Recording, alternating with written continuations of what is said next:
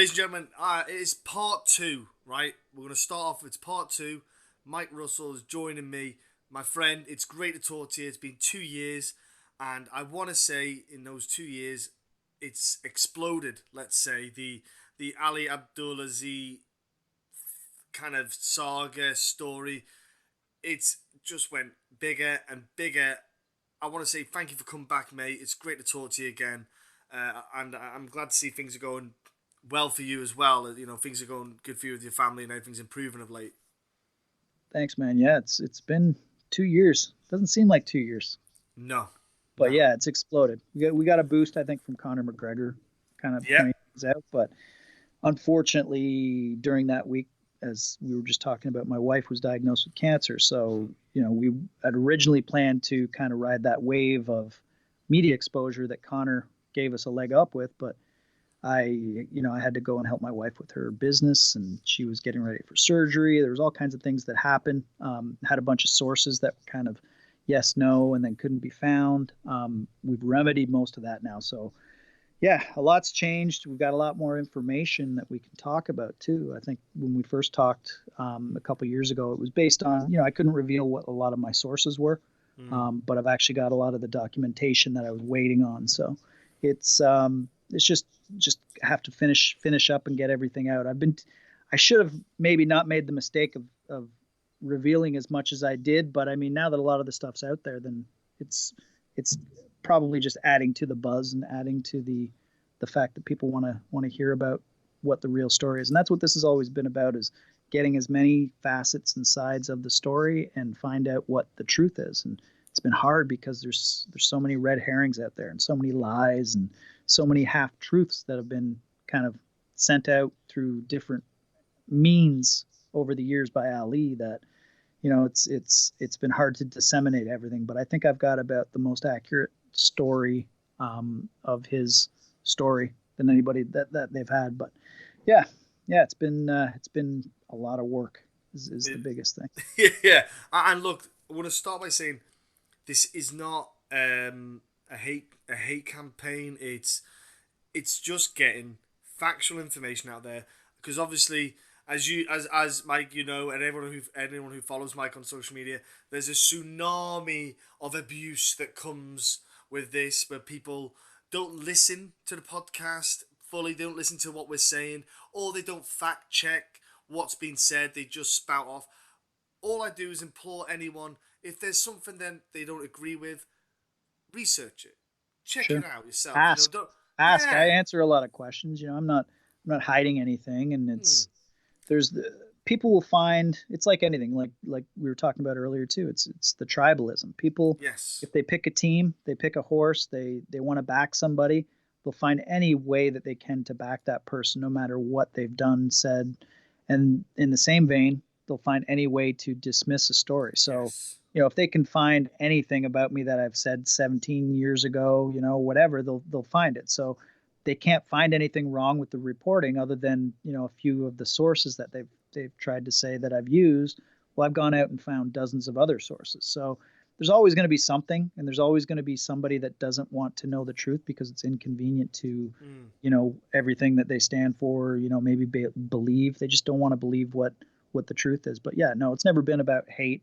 People say, "Oh, you've got it out for Ali." I've had other journalists say stuff like that, and it's like, no. If you look at my style of reporting, it's never really changed. About a year before I started this investigation, I was running a very similar investigation into the Edmonton Combative Sports Commission, and I was tweeting at them, I was tweeting at officers, just because being an independent, a lot of times without a major uh, outlet to back me, I don't have very great access. Some people kind of dismiss me as a reporter, but Yeah. I've written for a lot of really big organizations and news outlets, and it's 13 years this coming October that I've been in the sport.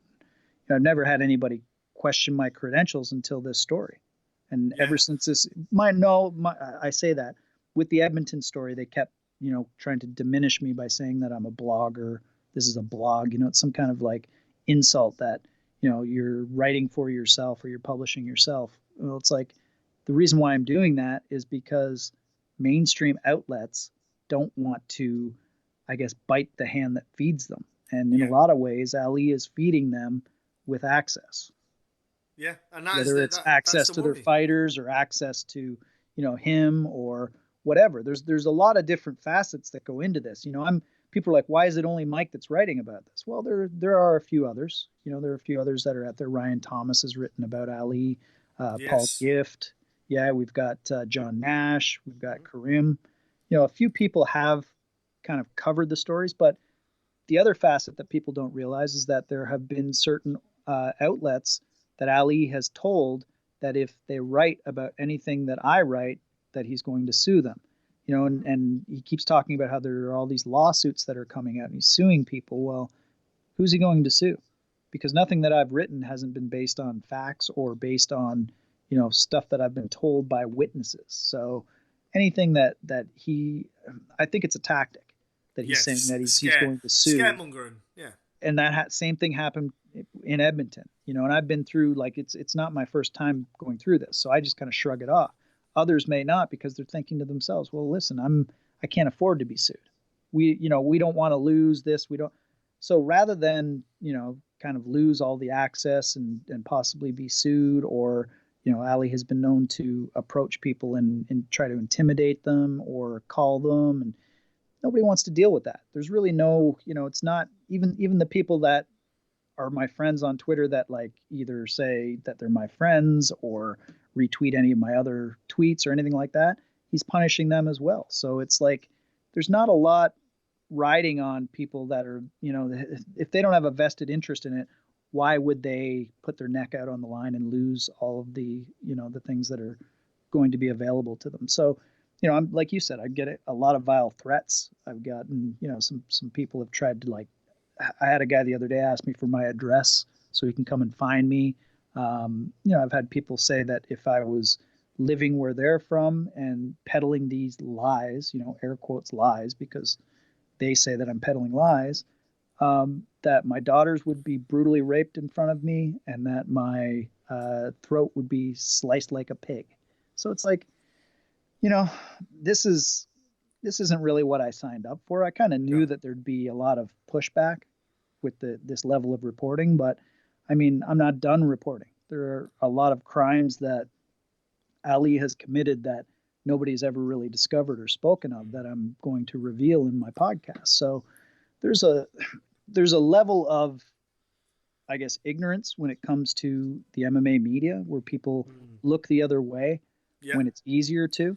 Because I've had people that have criticized me, like peers that have criticized me and made me out to be like I'm Alex Jones or somebody that I've made all these stories up. And it's like, I've talked to FBI agents, I've talked to NYPD agents, I've talked to Muslim scholars to figure out exactly all the different facets of this group and of the Muslim religion. And I've talked to psychologists. I've read books and textbooks on psychology. I've, the level of investigation that I've gone through, because I don't want people to be able to say that I didn't do all of my due diligence and that I didn't do everything that it took to get to the truth.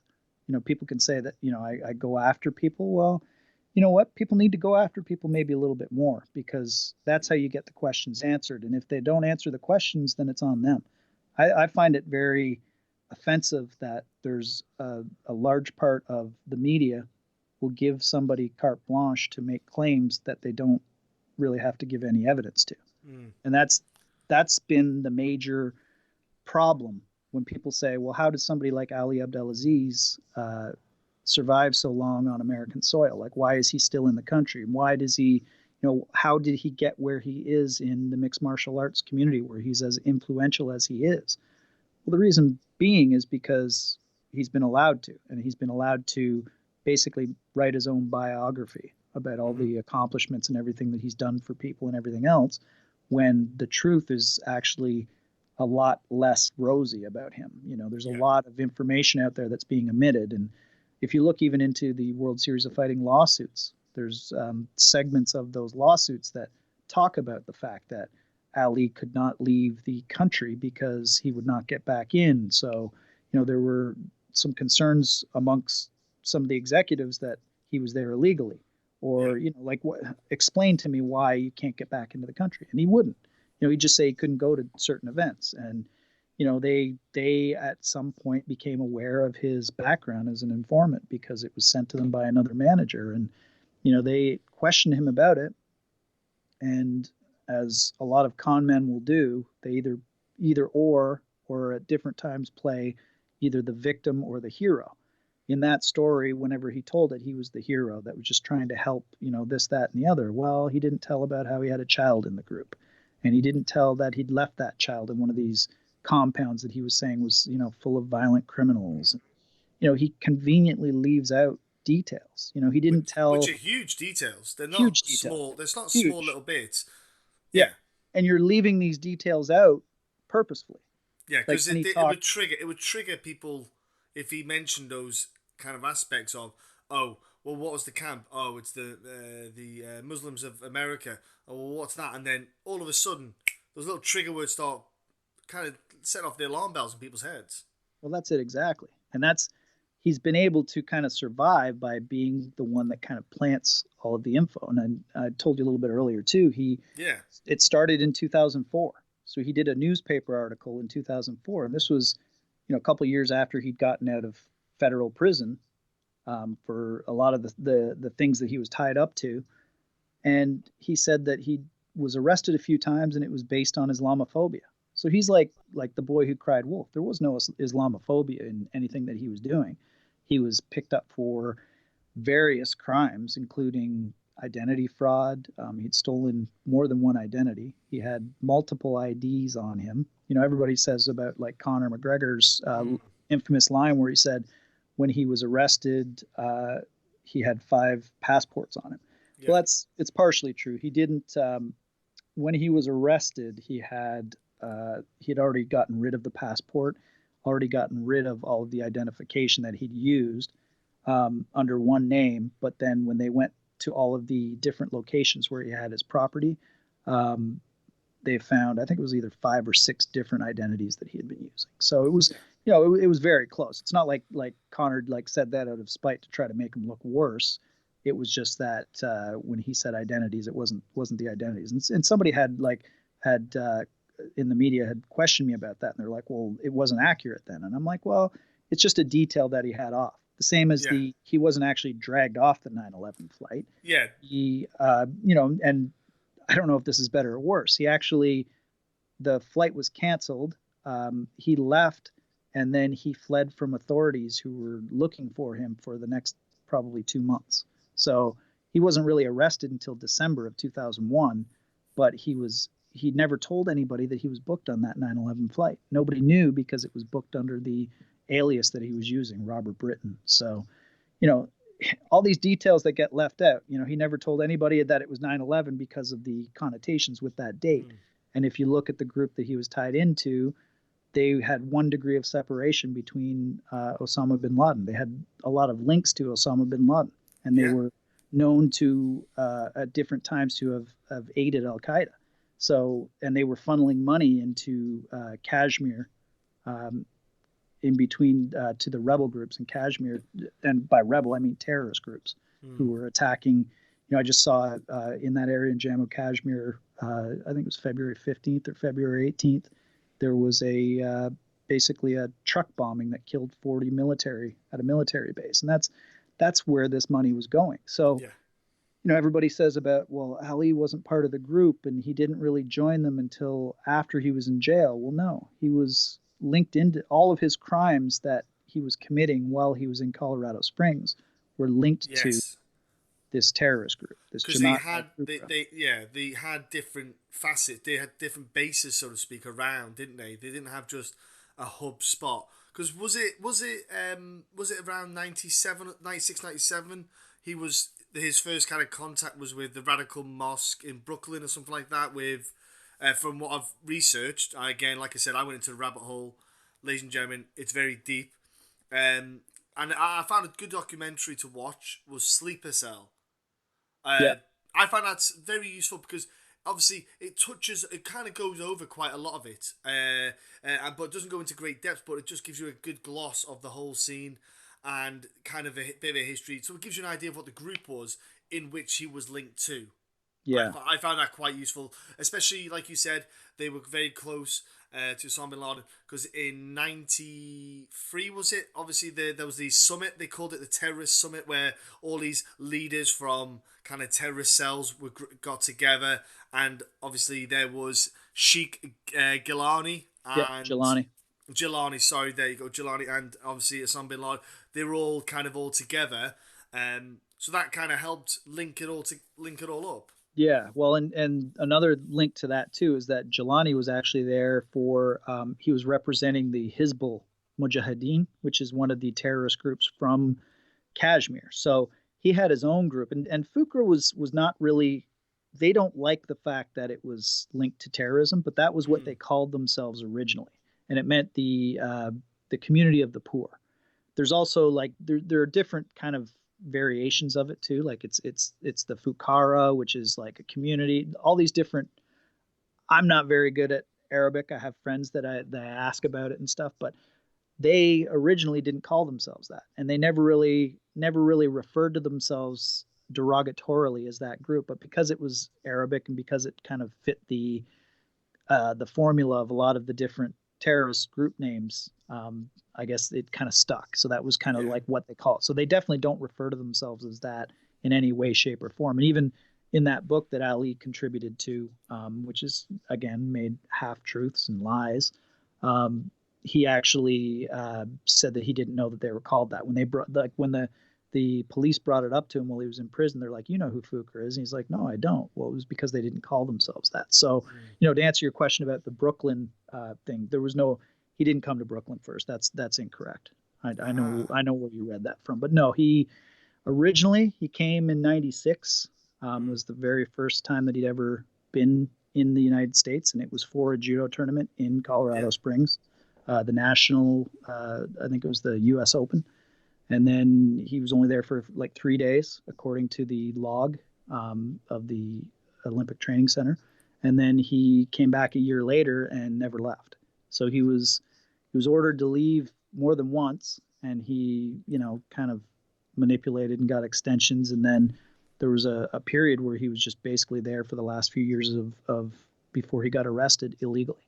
So, and during this whole time, he's running all these crimes, and he's like, "Oh, I was working." If you look at all the police reports and everything else, some where he was a victim. I've got some victim reports, assault reports and stuff when he was working as a bouncer at a bar, which is a very odd thing, especially since like the Muslim religion kind of bans alcohol. He's working in a bar.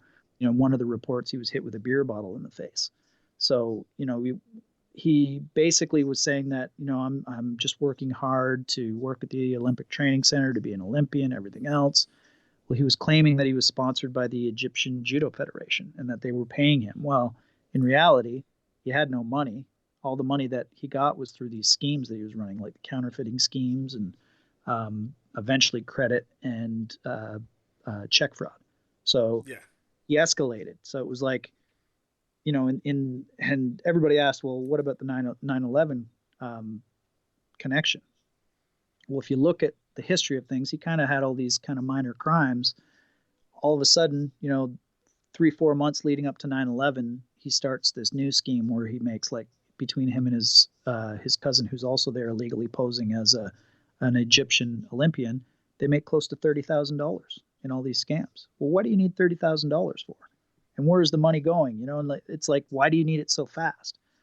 Part of it, it's I don't know if it's a chicken before the egg. Like, was it because you were fleeing because the police were on your trail? Because they were, like, almost from the hop, or did you need the money for something else? And it's one of those things. There's so many questions that haven't been answered and probably will never be answered that I can't even answer. Some of the questions that people ask me about. Well, what do you think about this? I'm like, I don't know what I think, because I said I've talked to a lot of people who probably should know more about it than me, and even some of his NYPD handlers, I'm told, are very, like, what they thought was going on isn't exactly. I've brought them evidence that there was some different things going on, and there was two different stories that I've been told by two different people.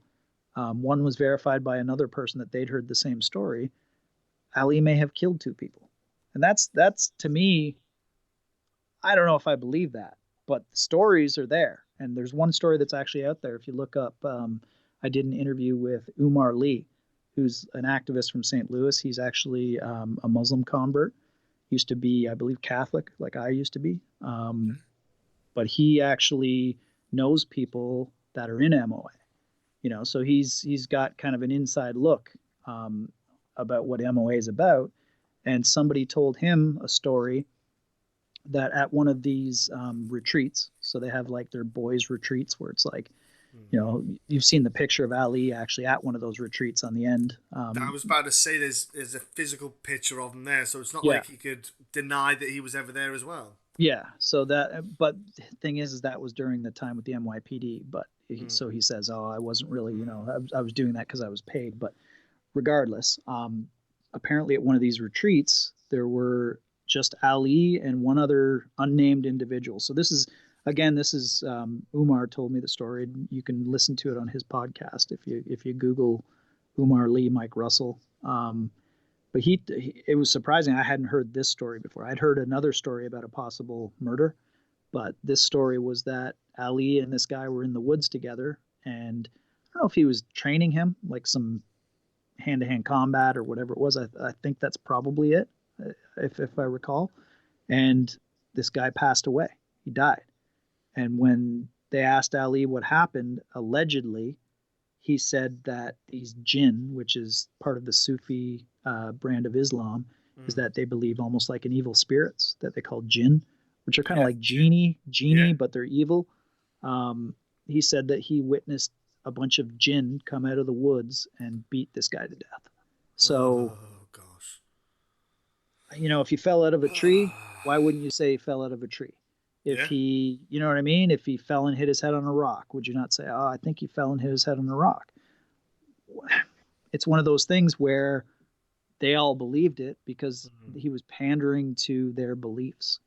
And they had no reason not to, because Ali was probably a valuable asset to them at the time, because he bought his way into the group by just giving them tons and tons of money. And he was always the guy that was flashy and everything else. But yeah. Because he had the car business, didn't he? Have the car business as well? I had the car business with, and I broke that news, but like I said, other people have kind of taken my news and reposted it elsewhere and claimed it as their own. But we talked about that a little bit on the last podcast. Obviously, people at home, if you're listening this for the first time, part 1, I've put the link in down below. I'll also put in the Ian McCall link interview as well. Sure. Yeah, so I'll put that in. So the interview that you did with Ian McCall, because I think it would be handy to have both of them to listen to, folks, so that you can kind of, because we're not going to repeat everything from both. We're just going to try and add in summarize. Summarize and add more to it. So obviously, because his past is very checkered. I'd even describe him as an onion. There's so many layers. It's almost you could never get to that core. Yep. Because of the layers that are there. And like you said, Mike Russell here, he's bringing out new bits all the time, and it's so complicated because it then adds to the timeline. So it's not a consistent, it's something from maybe 5 years ago, 10 years ago, 15 years ago, and then you have to add that to the timeline to then readjust everything.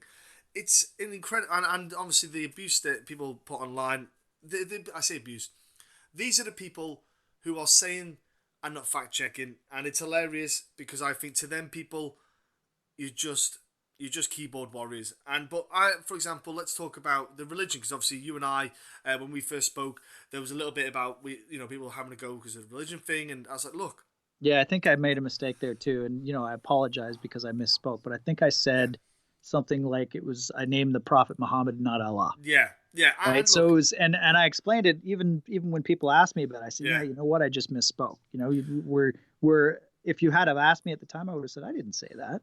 But I went back and listened. Yeah, I did. But it was a mistake. I didn't mean anything by it. But some people were like, this guy thinks that we pray to Muhammad and that's haram. And I'm like, sorry. I'm like, I obviously I didn't mean that. No. And I didn't mean anything disrespectful. But they want to find something that they can use to diminish my work, and that's all they can do. Yeah, that right? was it. That was the one thing. They didn't nothing else. It was No, that one little that I bit. made a mistake. I misspoke. Yeah. It wasn't like I was like, and I know, like I said, I've been studying. I studied world religion in high school, so it's not like I got pretty good marks in it. So it's not like I was like totally ignorant coming in here and being like anti-Islamic or anything. And I have a lot of friends that are Muslim that I get messages from constantly that say, how come all these people don't see that even though Ali is wearing prayer beads, he's swearing, which is like against the Muslim religion. Like it's like they don't see that he's not acting like he claims he is, or that he's not, the person that he. So, there are some people that see through it all, but there are others that just seem charmed by it. But it doesn't surprise me when the NYPD intelligence division agents that I've talked to, one of them told me that he has the most charisma, and he said he's never seen anybody who can attract people to him like Ali.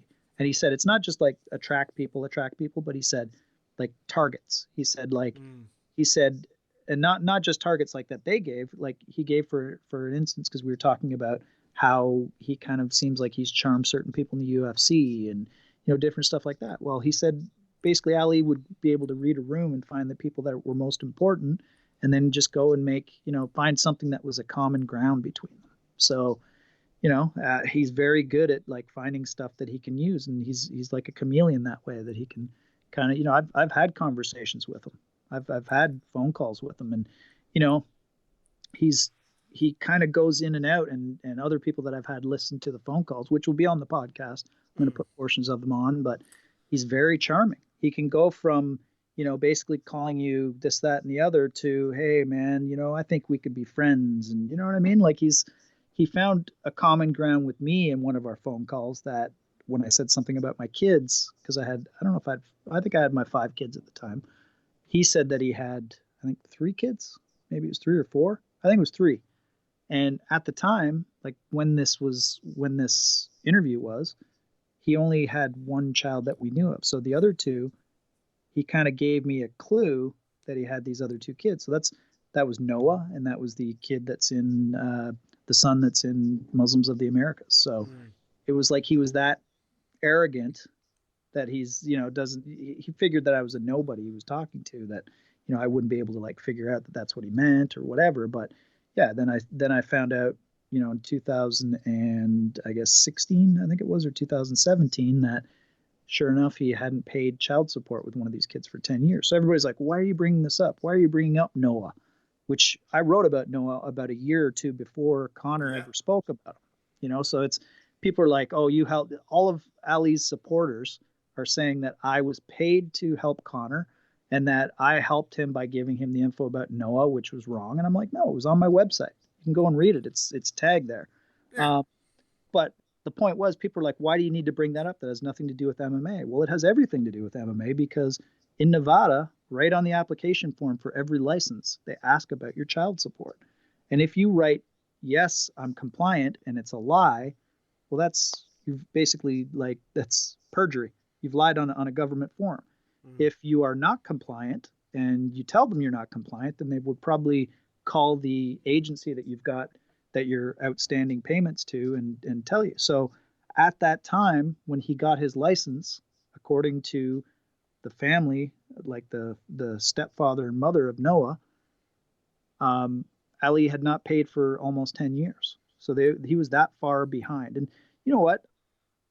I can't post anything about it because it's private information, but there is information. Let's just say I've seen the information that he owes a certain amount, and that he only started paying, I think it was 2017, he renegotiated his payments.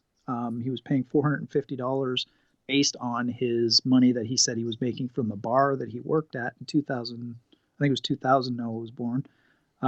He said that he could pay $450 back then. Well, he's making, like, you look at the money that he's making now between some of his fighters, like millions a year. Yeah. He's got a house that's worth $1 million. He's got, in 2014, he made $1 million. There's all these different facts that are out there about how much he has. And he's got his payment reduced to $300 a month that he's paying for Noah. And Noah's now 19, should have been paid off last year. Well, he's not, because Ali now has renegotiated saying he's got no income. Well, if that's not bad enough, when Conor McGregor put out the information about Noah, which all he said was he mentioned his name. So I'm the Yeah. one that like revealed like that's what this is. This is They actually reached out to Nevada to ask if they could get the money through Nevada because they were holding Khabib's purse. So when that happened and I put that up, people were like, "Oh, you're lying." I'm like, "Why would I? Like, what do I have to gain from making that up? You know, if somebody proves that I'm lying, show me. You know, I've got nothing to gain from making that up. I was told the information. Well, but the worst part about it was, instead of, you know, maybe feeling a little bit guilty about it or whatever, because Ali was embarrassed, he told Noah, and I talked to Noah on the phone. People are like, "Oh, he's never talked to Noah." I talked to Noah more than once. He told Noah that since your stepfather and your mother have talked to that journalist, he called, well, it depends. Whatever conversation it is, he either says I'm a jealous manager or I'm a journalist, depending on who he's talking to. But he said, because they talked to him, I was going to pay you off, but now I'm not going to pay you off. So he's basically paying the $300 a month, which could take another 10 or 15 years. This kid could be, you know, Noah's going to be in his like almost 30s by the time he gets paid. So it's like, you know, out of spite, and I get, you know, people say, well, you don't know the dynamic of the relationship. Well, I kind of do, because I have some police reports that detail some of it. Even if there is a bad dynamic between, you know, two exes or whatever it is, and there's a child involved, you don't punish the child. I don't care what it is, you know, like it's so. Noah told me too. He said he said that he asked Ali, like, why did you just abandon me? Like, why? You know, he didn't say abandon, but he said why. I just want to know why. He said he didn't have an excuse. He said he had no reason. He said, well, I wanted to see other girls and blah. This isn't between you and Noah's mother. This is between you and the child that you made, right? So he's very well adjusted, Noah, and everybody's like, oh yeah, Mike's like bragging about like how well he knows him and stuff. No, I just mean I know, because I have kids around the same age, and he's a smart kid. He's very mature for his age. He actually told me that he wanted to possibly go to school so that he could either start a charity or something, you know, to help kids like him who don't have relationships with their birth fathers. So, you know, it's affected him in a way that I don't think Ali has ever really, you know, grasped, maybe never will. But the other flip side of that is that Ali used this as an opportunity to reunite with Noah, and it was the first time they'd laid eyes on each other, and I think it was like a decade. He invited him to a PFL event and paraded him around like it was like, oh, look, I'm a great father. And it was literally the first time they'd seen each other in like 10 years. And then, you know, all the same guys that are online, like starting false stories about me being a pedophile and everything else that they want to say about me. And, you know, those people are going to be dealt with is another thing that I don't think they realize. But all of these people that are, you know, my detractors and his supporters, which is such a weird thing that this story has become a let's stand up for a manager who has, you know, like some dubious, some things he's done. And this journalist must have a beef because he's found all this stuff that he's done. So, you know, he's got all these guys that are like, you know, calling me every name in the book, who secretly took pictures of Noah and put them on the internet so that they could say, look, there's Ali with Noah. They've, you know, you can't say they're estranged. You're exploiting them. Well, people saying that I'm exploiting anybody, I never exploited anybody. And like, I never named anything but Noah's first name, because he was a minor when I wrote the story, the original one. And, you know, at the request of his parents, they don't want to be named, so I'm not naming them. You know, and it's like, I've had the same thing with all of my other sources. You know, some of them said that they're going to come out and be named. Others can't be, because Ali has threatened to go to the police if like certain members of law enforcement talk to me. So, you know, everybody's saying, well, how come nobody else is talking about these stories and everything else? Well, I can barely talk about them because of how much friction there has been. I've got a couple legal letters that his lawyers have written to one of my sources.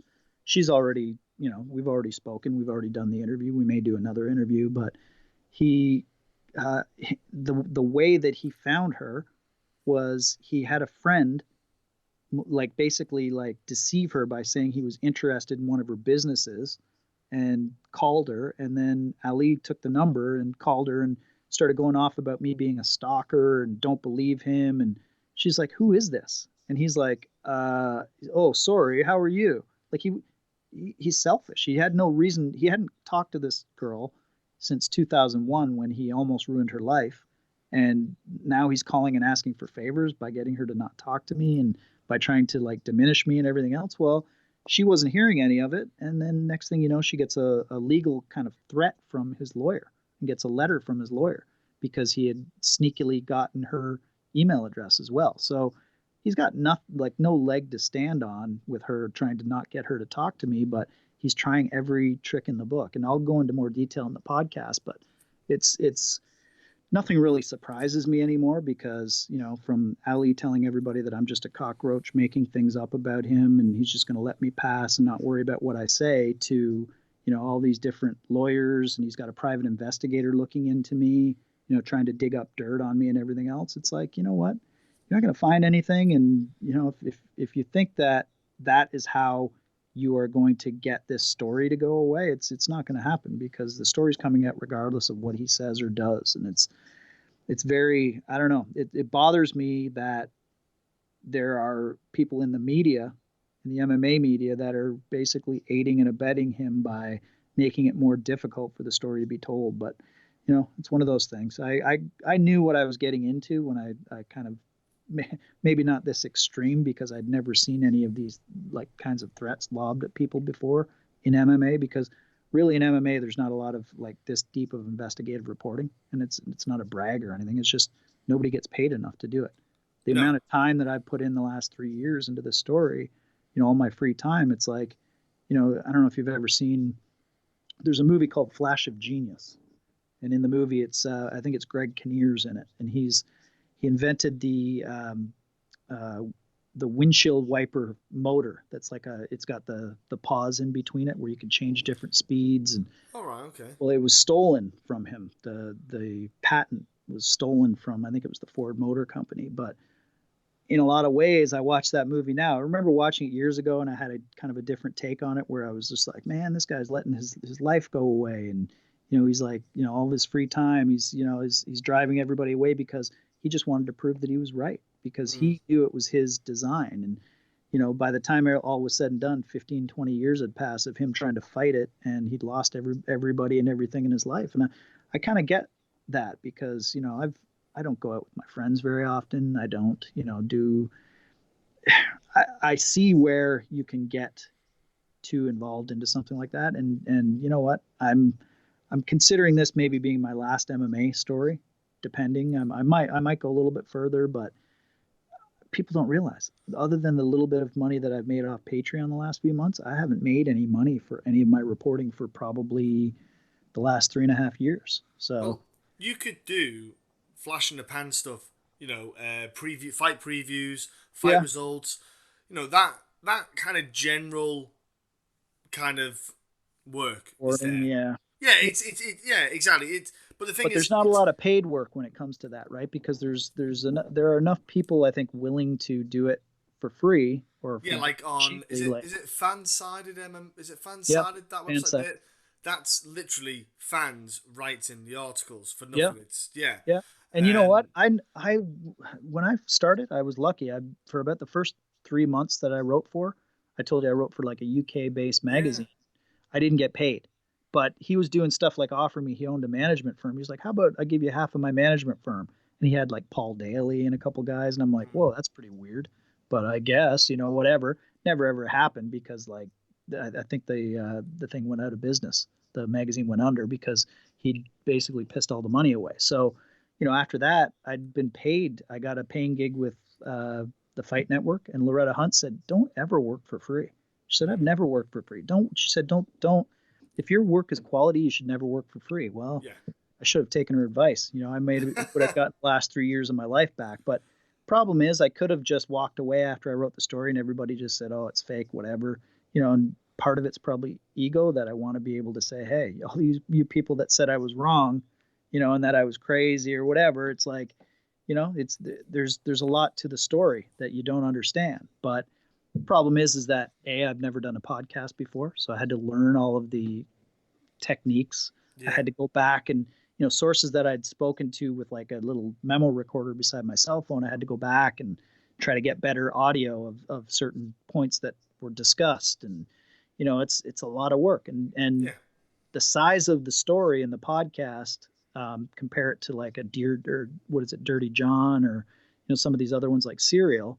Those Mm. people have like 10 people working on those podcasts, and they Yeah. work Yeah. 2 years to do all the research. And, it's been me. So I've got it all kind of done, and I've got everything the way I want it to go. I'm just kind of, putting all the pieces kind of in the right order and everything else. And, there's, I don't have a date. And that's the other problem. People are like, when's it coming out? Oh, that was And the big question. Have you yeah, got a rough time well, scale? my wife's still, she's still kind of recovering. So she actually Mm. went back to work a little bit earlier than we thought she was going to or should have. But, it was one of those things where I had another job that I was supposed to be starting, a second job, and it got delayed. Sorry, my throat's, my voice I notice is a little bit off. So anyway, the job I had taken, a temp job, got moved back. And then I was like, oh, do I go find another second job or a third job? And so I've been helping her with her business, while she's been, kind of slowly getting back into the swing of things. So Yeah. cleaning houses and stuff. So, I'm hoping that I'll have more of an idea once I start this other job, because then I'll be getting out of that. I'll know, like, and the other job, the second job kind of starts kind of midday. So I might have like an extra hour or two before work that I'll be able to work on it, but it's getting close. Um, my problem is that I want it to be, I'm pretty much a perfectionist. So Yeah. I want it to sound a certain way. I don't want it to sound like I'm recording it out of my bedroom, which is what I'm doing. So that's the Mm. problem, right? Like there's, I've, I taught myself how to play keyboard because I'm doing all the background music. There's a lot of stuff that I've done, and it's part of the problem is my ADHD. I'm on the autism spectrum where I just want to do everything a certain way, and I've got it in my head that it's got to be this way. And Yeah. but in the other sense, those are my superpowers when it comes to being an investigator. So I gotta pick my battles, I guess. So let's look at Ali as a human being, because obviously he talked about the beads when he was with Ariel Hawani, and that kind of triggered me a little bit because I thought you don't need them No, when you're doing it. They're only there. You they're a only prop. have them when you, yeah, they're a prop. You have them for when you pray.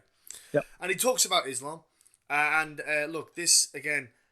One of the things about Islam is the importance of family. That's one of their fundamentals. That's one of the huge things. You mentioned Noah, so that kind of, I think he's probably the most, one of the loosest Islamic followers I can imagine, because he drinks, he's a Actually, I womanizer, don't think he drinks. I gambles. don't. I don't Oh, think he doesn't. does. That was the one Ah, thing that, throughout this is everybody says, "Oh, he goes to bars, he yeah. buys drinks for like But he doesn't drink UFC them. matchmakers or Yeah. whatever, allegedly, Mm. but he doesn't drink them." But again, what does that say? If he's negotiating with people while he's buying them drinks, like what, if that's true, then, or if he's doing it while they're drinking, even, then that's a red flag right there. But Yeah. yeah, no, like you said, he gambles. Yeah. There's stories of infidelity. Yeah. There's a lot of different things. But like you said, the taking care of your kid there's a Huge, huge one of the part of things is Islam. that you cannot deny your son an inheritance. So the Mm. fact that he's openly telling Noah, yeah, you know what? I know you're owed this much money, but we're going to pay it back to you in little baby installments with no interest. You couldn't do that with a bank loan. You couldn't do No. it anywhere else. Everybody's like, well, he'd be in jail if he's doing that. Well, no, because he's basically provided them enough evidence that he doesn't have any money, because his money isn't like a regular job. It's not like he's like employed by like a company that gives him a pay I stub, get right? monthly. Yeah, he's paid by the fight, so it's no guarantee that there's a salary. Yeah. Which is why Nevada really, I think, is culpable here, because they, in spite of knowing that Ali had been managing illegally, Mm. matchmaking illegally, and there are a lot of facets to that we talked about off the air, that there are a lot of crimes that he committed while he was with World Series of Fighting. People are like, "Oh, what kind of crimes?" Well, there's a list of crimes, and I've got evidence, and I've got sources, and I've got documentation proving that he's committed a bunch of crimes. So he's never been indicted for these crimes yet. They've So never that been. yeah. So that's a question. I obviously, because I'm trying to be a balanced chat here. So you've said that obviously on social media that there's these crimes. Yep. What kind of evidence? Obviously, you're not going to disclose the full evidence, but what kind of evidence is it that you kind of have? Do you have people? I have, sure. What kind of, Yeah. What do you No, have, so to speak? Obviously, not giving too much away, I imagine. yeah. No, I have. I have a World Series of Fighting board meeting tape from when the board discovered that Ali had been deceiving them about who he managed, and different things. There are a lot of accusations made on there that I've then taken to the sources of these accusations or to some of the people who knew, and I was provided with documentation of some of these crimes, including emails, text messages. Ali always says, I've got emails and text messages of all this stuff to Ariel and stuff, and never ever shows them, but he says he's got them. And that's part of the grift, right? If 9 times out of 10, if a guy comes to you on the street and tells you something and he's got a story and, oh, my car broke down and, I've got my 3 kids are around the corner and everything else.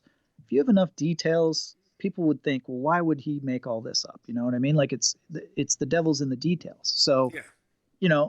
A lot of these things, they'd ask him stuff like, who do you manage? And they'd get a list back and it would say like 1 name or 2 names. And so that is part of the evidence in some of the crimes, is that, the fact that they were oblivious to most of the things that he was doing. So there are, without going through them and kind of revealing them. And if I go through too many, then people are going to, like I said, there's already some people that are on my heels with the story.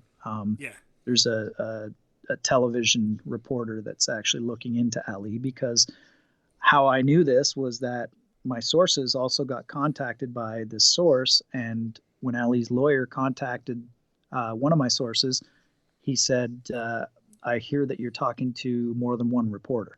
So first off, they said, that I'm not. Oh, no, sorry. That was it. The first email said that this girl was conspiring with journalists or something like that. I hear that you're speaking with some journalists about this. Well, then the second one said I wasn't a journalist.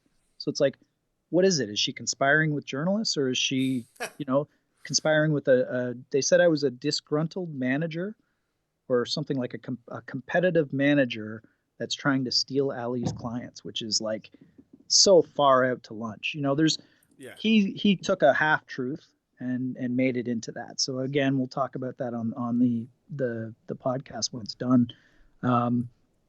That's the thing, is that Ali's been able to make all these claims through the media for years and years and years, and nobody's ever checked them. And it hasn't been just MMA media. There's been some mainstream, like I told you, there's a newspaper article out there that, says that he was an Olympian at 16 and that he placed 9th in judo at the 96 Olympics. Well, he was like 18 in 96, first of all. I've got, for the 2 different weight classes that he's claimed either through himself or through other people's accounts that he controls, I've looked up all of those people that competed in the Olympics in both of those brackets. There's 35 of them. And that's public information. It's all public information. Anyone can go and see that. So they could actually look at everyone who competed in the men's division in the judo.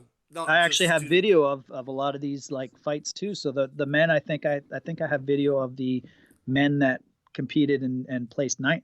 So the actual ones that. Right, okay. So everything he said is, but that was the thing. Back in 97 to 2001, the internet was like, you're talking like, Google was not good. Matrix printers. There was no Google yet. It was Alta Vista or Ask Jeeves or whatever, but it was dial-up, right? So nobody had any idea. So, the funny part is that if he had have known that that's what the internet was like, he probably wouldn't have been so brazen with his claims. I've got people like telling me like him, like saying that there were like, outlandish things that he had done. And it's like that, but that's so provable. Like we can prove that. So, even like I said, he always had 2 or 3 different stories for each thing in case like one fell through. So, he said he was 16 and he competed and placed 9th. Well, then on the Dominance MMA website, I think it was 2015, he said that he was 17 when he competed at the Olympics.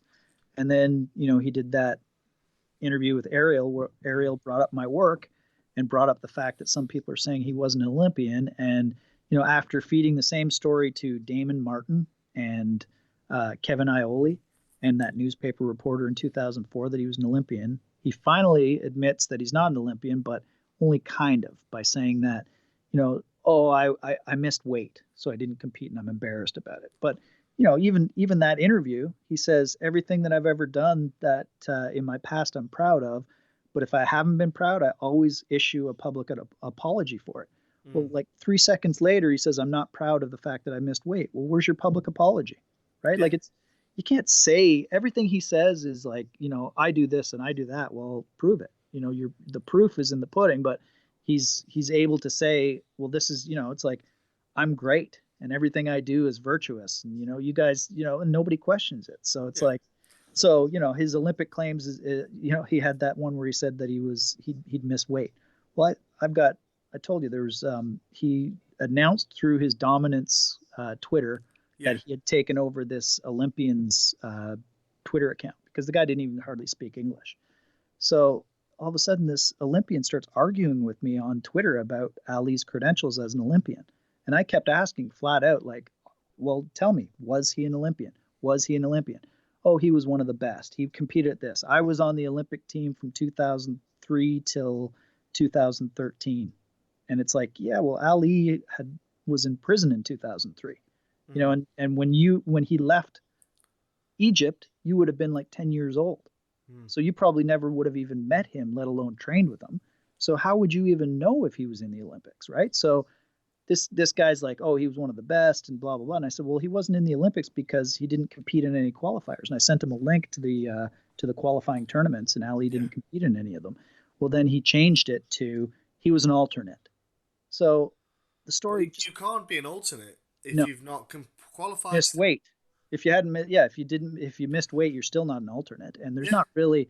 It's pretty gray area to say you're an alternate because anybody who makes the Olympics, right? Like it's a weird thing to say, but it was an excuse, right? It was a convenient excuse. There's no proof of that he was an alternate, but it kind of covers the story and lets him still say he was an Olympian on paper when in fact he wasn't. There was and that was the other thing. The part that kind of bothered me about that, because I actually, Ali said to Ariel in that interview, he said, ask any of the guys I trained with at the Olympic Judo Training Center, blah, blah, blah, blah, blah. Well, he named a guy, and he said Ed Liddy's. It was actually Ed Liddy, who was the American judo coach. So I contacted Ed Liddy, and I told Ariel, hey, if you want his number, you can contact him too, since like Ali lied to you about it all, and you might want to clear up, the fact there's factually inaccurate information, which if I had something like that and somebody told me, I'd fix it. Well, Ariel was like, well, why are you picking on Ali, basically? And I'm like, whoa, this is like a weird conversation. He's like, why? Like, what did he do to deserve? Like, it was like he was defending a friend. And I was like, that's a very odd stance to take when somebody just, brought you information that you've been lied to. So I offered him Ed Liddy's phone number and everything else. And he was like, no, just ignored it. So I contacted Ed Liddy, and Ed Liddy's like, I have no idea about these men's background. I just, they just trained there. They trained at the Olympic Training Center. Well, Ali was training there under a false name and a false identification. So, of course, they didn't know anything about these men because they were fictitious people, right? Yeah. So it just, to me, everybody's like, well, how come Mike's the only one, this, that, and the other? Well, people have the opportunity to, but they're not. You know what I mean? We know, for example, Ariel is, he is now effectively just a talk show host. It's like the late night show, those kind of things in America. Where he is like a Jimmy Kimmel, where he will promote the person. He gets the people on to do promotional work for that individual, but he won't ask the questions that could potentially, lose that person, because he obviously just got to deal with ESPN, and that I think he's scared to, rock the boat, lose out on having potential fighters, which Ali has on his roster. And he's just, keeping Ali sweet, and look. Well, and I have no problem with that, because like everybody's got to eat, everybody's got their own whatever, and there are different facets of media. Not everybody's an investigative journalist, but no.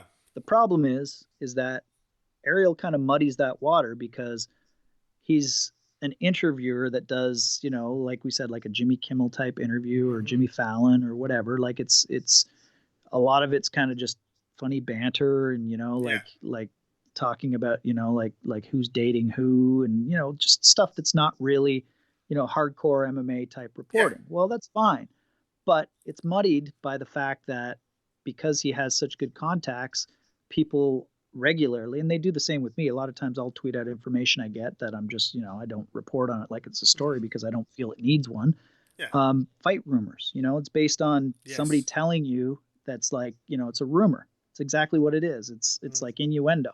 Well, because he breaks a lot of news, a lot of people that are like following MMA media think that that's the norm and the gold standard and everything else. Well, That's what you should do. he's Yeah. not a news reporter. It's No. not. But whatever, and it's not. I have nothing negative about Ariel other than I don't agree with some of the tactics that he uses, and the like even that. It just rubbed me the wrong way that it's like he's lying to you. Why would you not want to correct your work?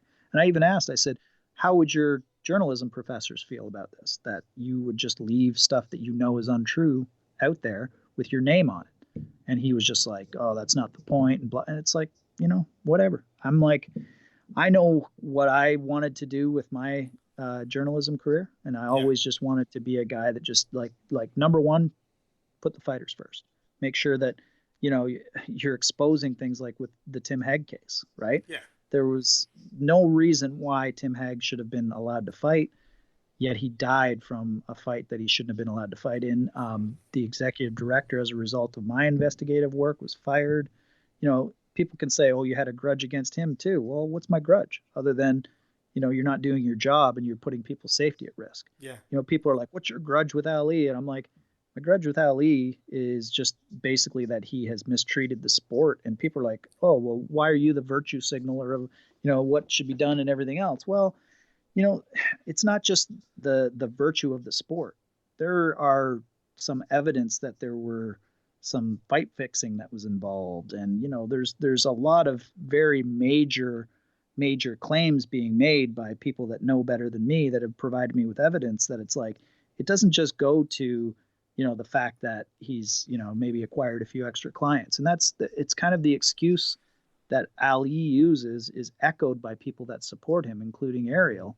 And that's, well, what about guys like Ed Soares and what's his name? Brian Butler at Sucker Punch? Guys that are involved with promoting. So like Lex McMahon, what's with him? Jeff they Austin, own a promotion, and well, just because there are other people doing shitty things doesn't mean that it's okay that somebody's doing it on a grander scale. Like they can say that, but the biggest issue here isn't, what Ali's past is or anything else. There are investors from World Series of Fighting who I've spoken to who agree that he should probably be looked into on a law enforcement level because he was stealing from them and it was their money. And people are like, well, who cares? It's just MMA and he's getting his fighters paid. Well, one of these guys gave me a quote and it's going to be on the podcast. He said, well, we care. He said, that was my money. He's like, we didn't know where that money was going. And he said, now we do. So, people saying like, why should we care? Mind your own business and everything else. Well, that's fine for you. These investors, I've provided them with a lot of information that they wouldn't have had normally. So a lot of it will be added in future lawsuits, and part of this investigation, people are like, why are you letting so much go on Twitter? And, you're letting a lot of it's like a moving, breathing organism. I report something, there's a lot more it as well. affects a little change, somebody tells me something, I give it over, you know what I mean? Like there are a lot of moving parts that some of the stuff that I'm putting out just to see what kind of reaction there's going to be. And, guilty men react a lot differently than people that are innocent. So when I put stuff out and people are getting phone calls asking, hey, did you tell them about this? And, it's smoking out, where everything is. So, I don't know. People can say that I'm, just some hick from Canada that doesn't know what he's doing, but it's pretty bad that a reporter from Canada that's working out of his bedroom is, putting more information and doing more diligence and trying to do more than a lot of people that are being paid full time to do this. Not a lot of people that are being paid full time, I think, are doing this for the right reasons, because MMA media, it doesn't pay for you to report on what's in the public's interest. You're basically flipping that on its head, and we're giving the public what they're interested in, so they'll click it. But yes, it's That is crazy because that's how what people are journalism's getting turned paid. into, hasn't it? Yeah, yeah, it Yeah. has, and that's I know because I studied PR. I've got an honors PR diploma. That's Mm. propaganda.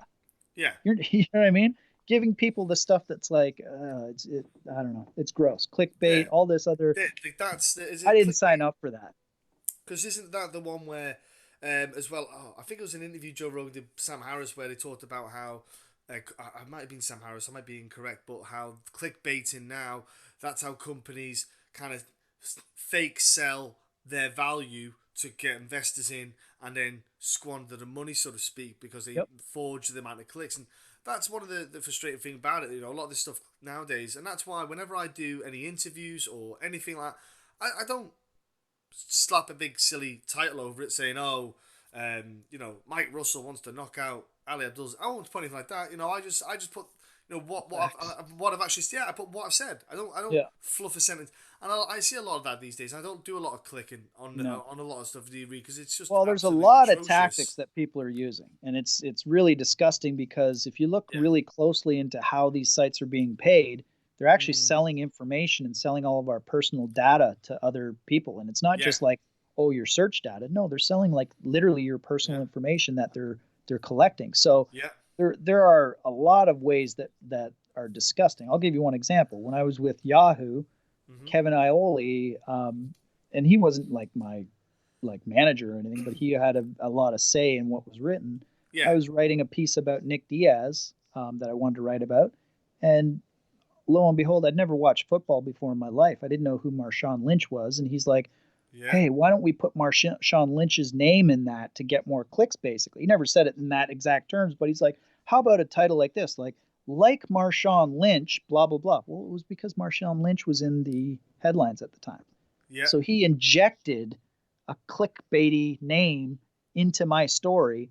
I had to look up who Marshawn Lynch was and doing like I always do. Probably spent like 3 or 4 hours getting a good grasp of who he was.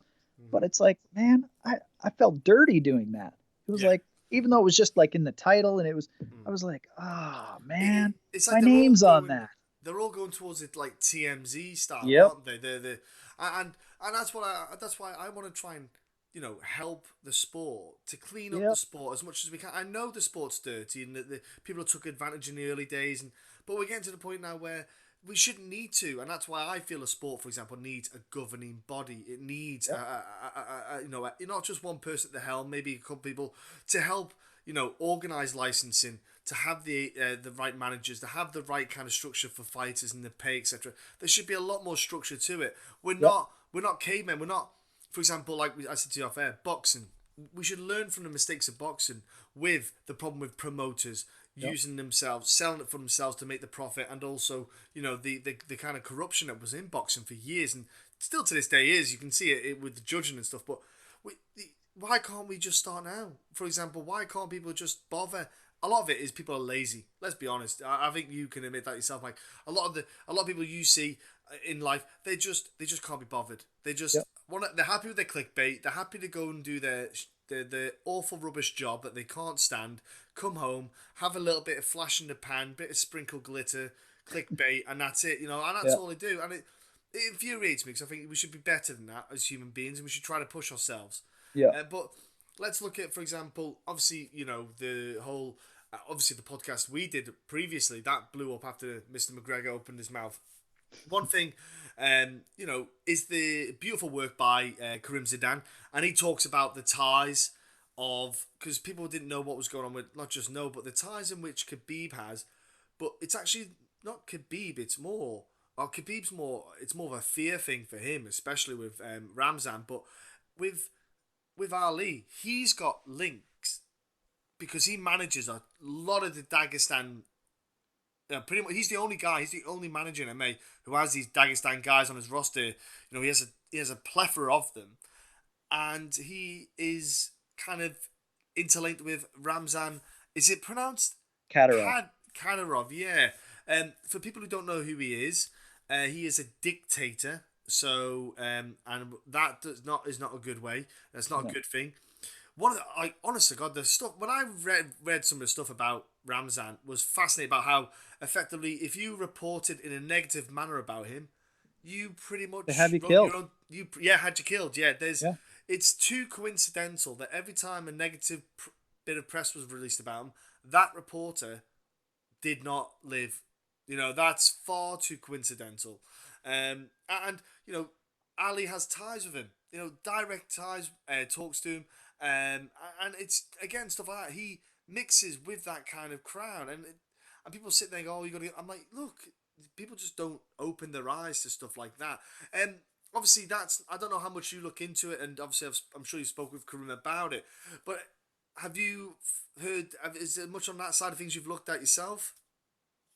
Oh yeah, yeah. I've actually spoken to some people from Dagestan or Yeah, from Chechnya, yeah. and like I'm talking like orphans from Chechnya, and the UN is actually putting sanctions in on celebrities and sports stars going. Not really sanctions. They're recommending that they don't go over there because Mm. he's got sanctions against him because there's a gay purge that's going on, Yes. right? So I don't know, man. There are a lot of things that the fact that some people can just say like Verdum has been asked at length about it. And he's like, I don't get into politics. Well, you kind of do. You're involved in the Yeah. politics when you're being used as a political tool, right? Frank Edgar went over as well, didn't he, or something like that for the Acticum and May Gym, which there's all talk ACMAT, tons of. yeah, it's the same gym, yeah, Yeah, and yeah. they've got their own promotion now that they're running. Mm. So Yes. who knows how much Dominance MMA will be involved with that one as well. And everybody says, oh, you can't stop this and you can't. You know what?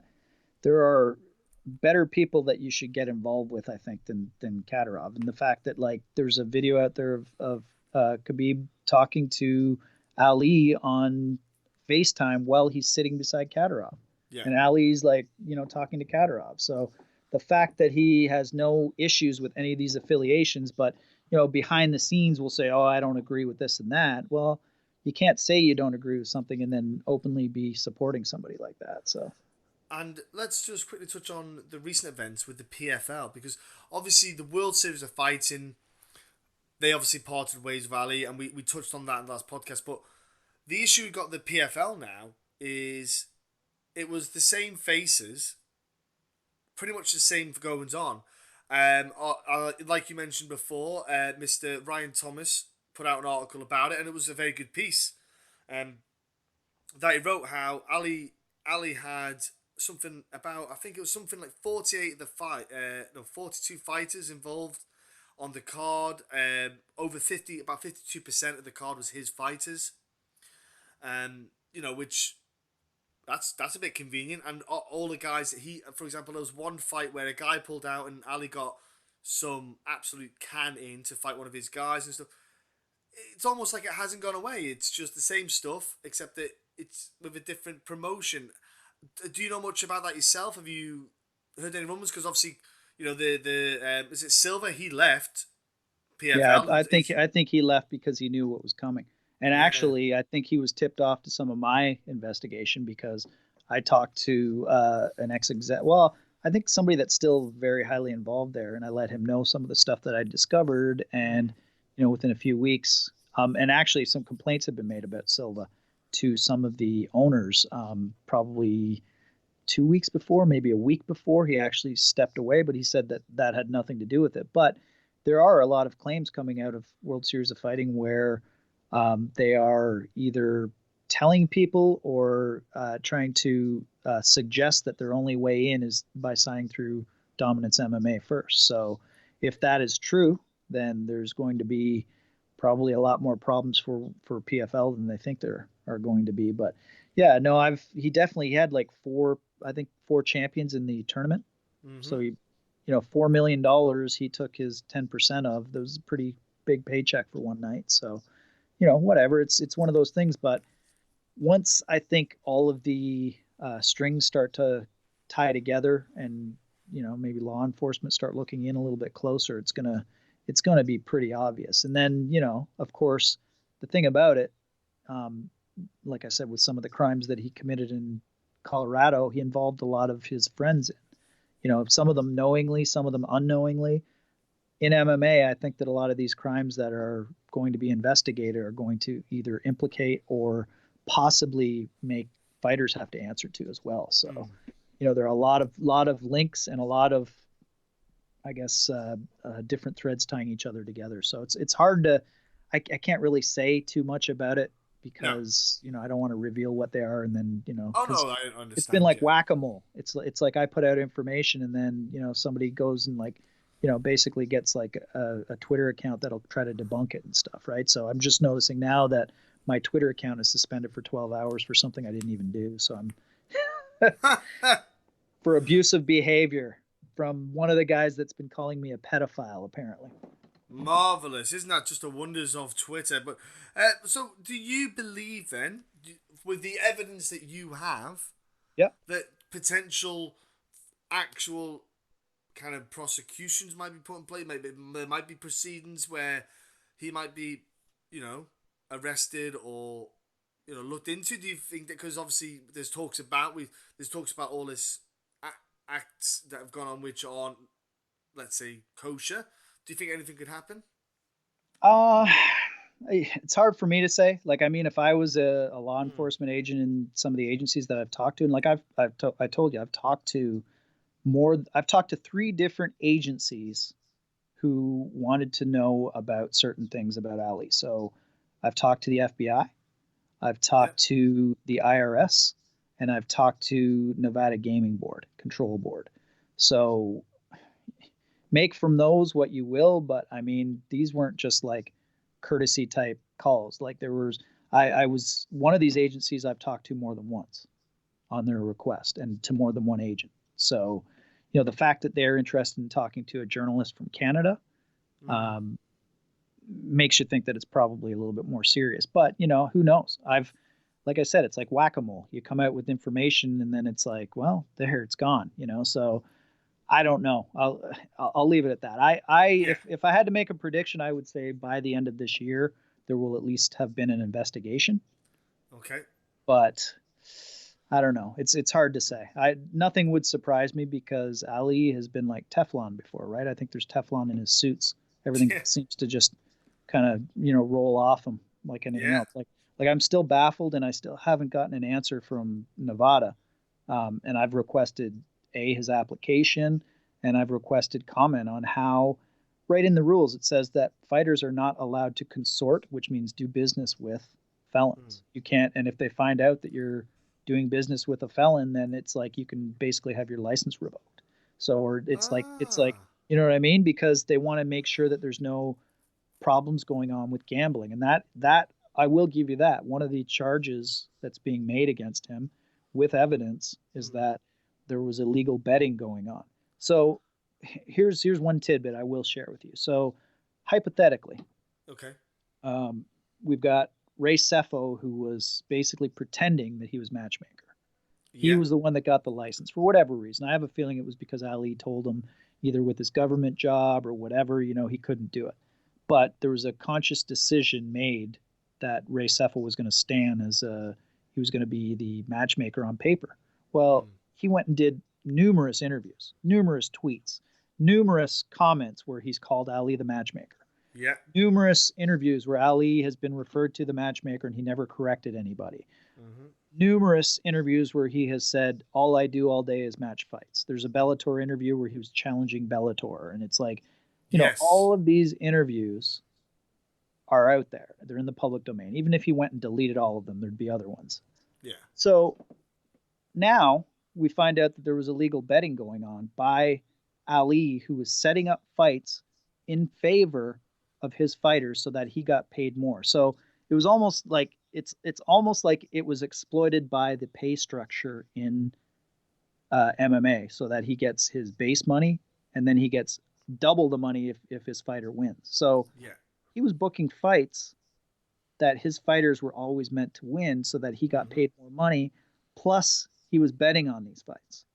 So if he was betting on these fights in a certain manner, so that, it was like first round, so and so is going to win by this manner, Mm. and he was telling his fighters to win by that manner, or his fighters were telling him that they would win by that manner, people don't get that fight fixing isn't just a relationship made between two different opponents that, Mm. you're going to fall, I'm going to win. Fight fixing can also be a fight that is so grossly overmatched that the person who's at the higher end of the skill spectrum of the two opponents basically can have his way with you. I've had jiu-jitsu matches with my old jiu-jitsu coach, and he plays with me. Whenever he wants to finish me, he can finish me. He does like fancy stuff where he's like, like spinning on my back, and it's like just to embarrass me almost, but he could finish me at any time. He's a black belt, I'm a white belt. So that's the problem. If one of the investigations is going to be into whether or not Ali participated into fight fixing.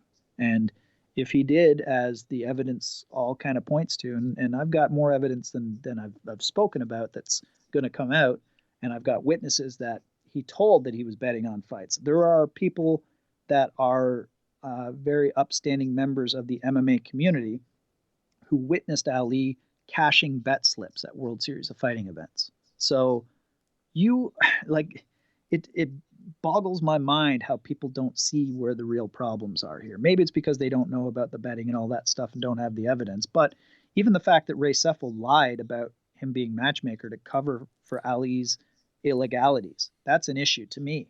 That's a red flag. Why, was there not more investigation done by Nevada? Well, we could say that it's because Bob Bennett was very close with Ali, which I'm told by World Series of Fighting execs he was. They say that he had charmed him. The other reason would be because they have to pay the Attorney General's office to do any real investigations. And this was probably something, even though the irony is that Bob Bennett used to be an FBI agent, and yet he catches Ali illegally managing and matchmaking, which, as I've just said, there's some illegalities as far as betting and mismatches and possibly fight fixing go. And then after catching him, he issued him a manager's license. And I've applied to see if I can get a copy of the application, and it doesn't exist. Are you able to get that information? It doesn't exist. It doesn't exist. They came back to me. Would they be able to provide, if they say, for example, it did exist? Because yes, data protection, like in the UK, you have data protection laws, and we also have GDPR laws. Yeah. So no, this one's different. This one falls, and any documentation that is official, they would have to black out anything medical wise. Yeah. But all I wanted to know was there are two parts of the thing of the application where it asks about if you're a felon, which he is. And like his crimes, like they ask about what crimes you've committed, and then they can make kind of a judgment call on whether or not that would affect, maybe how you might act as a manager. Yeah, and if you had like a misdemeanor or something small, but you still got charged, you declare. So if it didn't affect you, if it wasn't related to what you're going to be doing, it probably wouldn't matter. Well, and like that's the biggest part about it all is that like people don't realize, like people are like, oh yeah, whatever, people are all doing this. Well, right in there's a thing called the Nevada Revised Statute 46. What is it? Hold on, I got it on my wall here. 467.100. So it talks about everybody that is licensed in Nevada, any license that you apply to. So it says all contestants, promoters, managers, seconds, trainers, and ring officials must be licensed by the commission. No person may participate directly or indirectly in any professional contest or exhibition of unarmed combat unless the person has first procured a license from the commission. So number one rule of being licensed in Nevada, he broke by managing and matchmaking without a license. Okay, well that's fine. For an extended period of time. For like 3 years, from like 2012 to 2015. I think he got his license in like 2015 or 16. And his business is under his wife's name, and yet the license is under his name. So, it says number 2, the commission may deny an application for a license or grant a limited, restricted, or conditional license for any cause deemed sufficient by the commission. Well, it's number 3 that is the one that just makes me say, well, this is a case study of why you should enact your rules. So an application for a license constitutes a request for a determination of the applicant's general suitability, character, integrity, and ability to participate or engage in or be associated with contests or exhibitions of unarmed combat. The burden of proof is on the applicant to establish to the satisfaction of the commission that the applicant is qualified to receive a license. By filing an application with the commission, an applicant accepts the risks of adverse public notice, embarrassment, criticism, financial loss, or other actions with respect to the application. And as expressly waives any claims for damages as a result thereof. So here's the thing. If he said he was a felon that was guilty of identity fraud, and I've sent them all of these documents proving that like he has a criminal record, that he was behind on child support. Well, the other question they ask, besides you being a felon and of any charges or anything like that, is whether or not you're in compliance with your child support. So 2015, he was not in compliance with his child support. 2 years until he actually was in compliance. So to me, if he answered incorrectly on either of those, that would be enough. Like they'd be within their rights to deny his application. But for whatever reason, well, and it gets even weirder. A reporter who I don't want to name because I think he still has access to Bob Bennett, did me a favor and asked, "Why are you ignoring Mike Russell?" This was a couple of years ago, and his excuse, which still doesn't sit well with me, because I was writing all those Pat Reed stories at the time, and he's actually was really close with the executive director of Edmonton, Pat Reed. Bob Bennett said, "I'm not replying to any of his emails or calls because he writes hit pieces," was his excuse. Well, here's the thing. I'm not writing a hit piece about you if you consider, investigative pieces hit pieces, but you know what? He's now got my attention, right? Yeah. Like if you're gonna cover for all of these like actions that are illegal or whatever. So I've reached out. I've kind of gone above his head to the attorney general, and I've talked to but they've told me that they're never going to give me any more comment on Ali. So I'm like, can you just answer to me how there is no application form, and can you answer to me how he got through the cracks with his criminal record and everything else? And they're like, they just refuse to talk about it. So it's like, that's how you're dealing with this. So that's almost like a child having a tantrum. Here's the thing. They're going to be culpable when all of the evidence comes out of all the other stuff that I've gotten, because they enabled him. And they, in spite of, all the things that he had been caught doing, lying about everything, they still licensed him in spite of it. And they're not answering to the public. I'm, as a journalist, you're supposed to be the person that's getting this info to present to the public.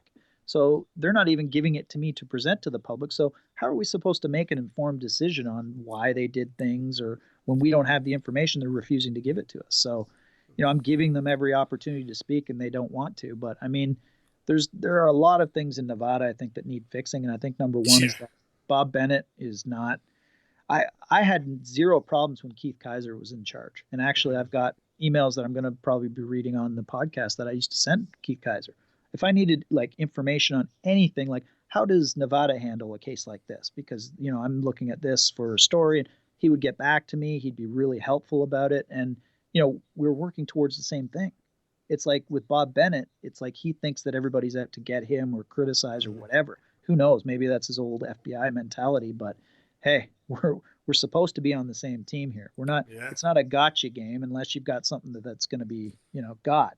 Like if you're Edmonton and you're letting people, fight with tampered gloves, or letting people fight when they should be suspended, or letting people away with weight allowances you shouldn't allow, then guess what? We got a problem. Other than that, I don't have very many people in MMA that I've ever even had an argument with. The only ones that dislike me are the ones that I've, shown that they're bad actors. So, it's crazy to me that people think, oh yeah, you're doing this, you're doing that. I've got nothing to gain whatsoever from exposing, all the stuff that I've been exposing the last few years of my life. And it's actually cost me in a lot of ways more dearly than it will ever repay. But, I'm still here. So, I think a lot of these people would probably sigh a big sigh of relief if I walked away, but I'm getting to that point now where it's like, it's almost not worth it for me to put in the time and effort and everything in, as it stands right now. So I'm honestly, that's the one thing I thought is, if I do a good job on this story and podcast, hopefully it will open some doors for me. But, originally that never happened. It actually got me kind of shunned in MMA. So I don't know, man. It's one of those things. You're damned if you do, you're damned if you don't. But it's crazy the amount of pushback that I've gotten. And you know what that is? I just think that is fear. People are just scared to stand up for themselves. Yep. And that's why, for example, like I said to you, there's a lot of the journalists who I lost a huge amount of respect for, because they just, as they say, don't have the cojones to just stand up. And do you know what? If they bothered, that's a great thing about it. They had that MMA Journalist Association. Yeah. Remember the? Oh Well, yeah. that's a farce. Let's put it that Yep. way, people, because they have not used it to what it should be. That was there in a way to also help protect them. Well, they've not used it because they got a manager who basically dangles a carrot and they have to bite at it. You know, Yeah. that's how pointless that whole association was. It was just an excuse for them lads to get together and have a booze up. Well, and it's not, as much as I was hoping that it would be something else. I even like in my bio on my website when I first started in 2015, I was like, Mm. I said we would benefit from an association or a Yeah. union, and the reason why is because nobody has any real direction on what's appropriate, what's inappropriate, what everything. Mm. Well, I've had officers from the MMAJA just for no reason insult me, and it's like, Yeah. you really think I want to come and join your organization when those are and I brought it up to other members and nothing was said or done. And it's like, I've had issues before where I brought it to them and said, hey, look at stuff like this. Well, if you're really in this sport to help journalists and to help clean up the actual, the sport or the MMA journalism, genre, if that's what your goal is. Well, just because I'm not a paying member doesn't mean you shouldn't maybe look out for guys like me and Karim who are getting threatened, right? Yeah. If they went out on a limb and said, "Hey, this is not right," maybe I'd think about joining them, or Mm. if they. But to me and to a lot of other people, why we didn't join is because it was like it was formed specifically to help with Ariel's issue of being banned by the UFC. Yeah. And other people that are in the group, if you look at like Kid Nate, they say Mm. that everything that's happened since then has been like an afterthought. And it's like they're not even having proper meetings. And there's nothing that is really beneficial to being a member of the group other No, there than isn't. you can say you're part of the cool kids club. They've got a list of rules that you have to get into there, and one of them Yep. is you can't have had plagiarism. You know, you can that I can know. be. Yep. And there's an MMA, there's an English guy called Jim. I can't remember his surname because he's not even worth my time even looking on the internet for. But his handle's like MMA Jim, and he did it. He plagiarized There's a several there's another people's guy work. that I've never Ridiculous. named.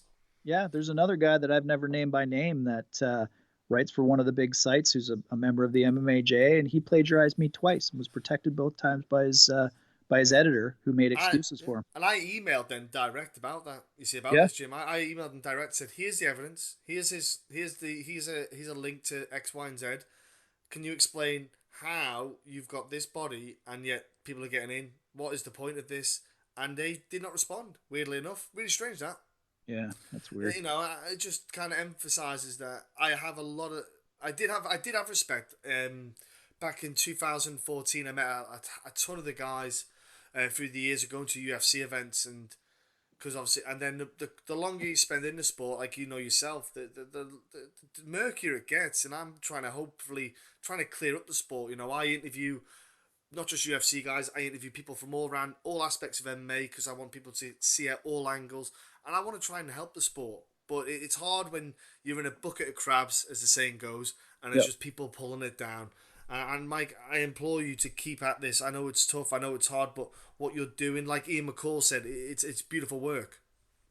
Thanks, man. I appreciate it. Yeah, it's a slog. And you know what? There Yeah, have been times where I've been like, yeah, I should walk away, and like probably the best thing for my family in a lot of cases would be to walk away and do something better with my time. But the hard part is that I don't know. I've got this mentality. I guess it's the old change the world mentality where you think, well, if I walk away, who's going to do this? yeah, Who's going to?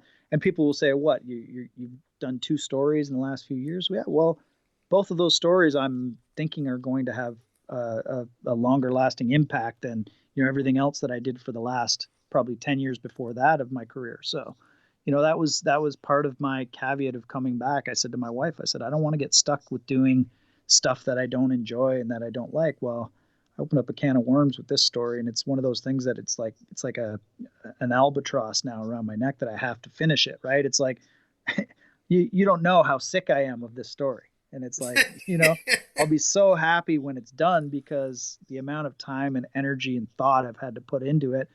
But the problem is that to get through all the bullshit and all the lies has taken me probably 3 times as long to do the story.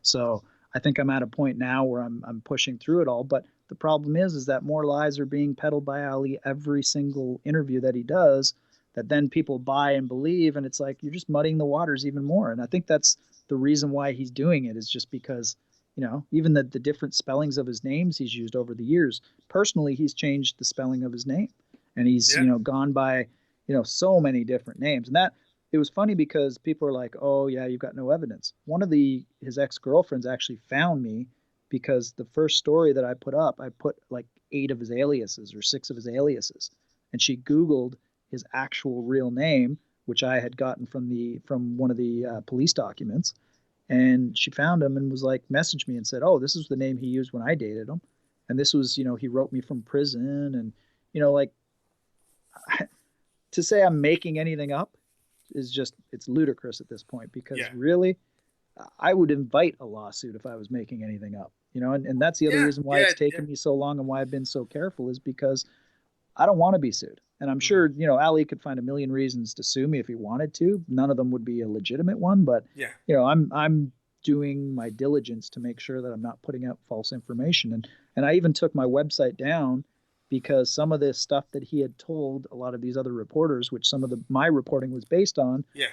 I found out was untrue, and I've proven is untrue from different sources and from evidence. So it's like, why would I keep that up? It's like I've taken my site down and probably taken a hit as far as traffic and ranking Yeah. go, because I want to be accurate. And it's like, Are you going to put it back up though?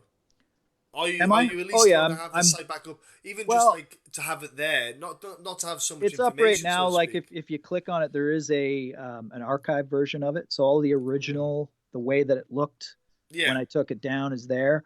But I am going to probably replace just his story with the podcast, because I'm going to Yeah. have written and evidence and Yes, because you and said the there's gonna audio you're gonna side. yeah you're gonna have stuff that people can read while they Yep. listen, like look at, Yep. so they can tie it in as they go So you through. can So really go down the rabbit hole. yeah, yeah.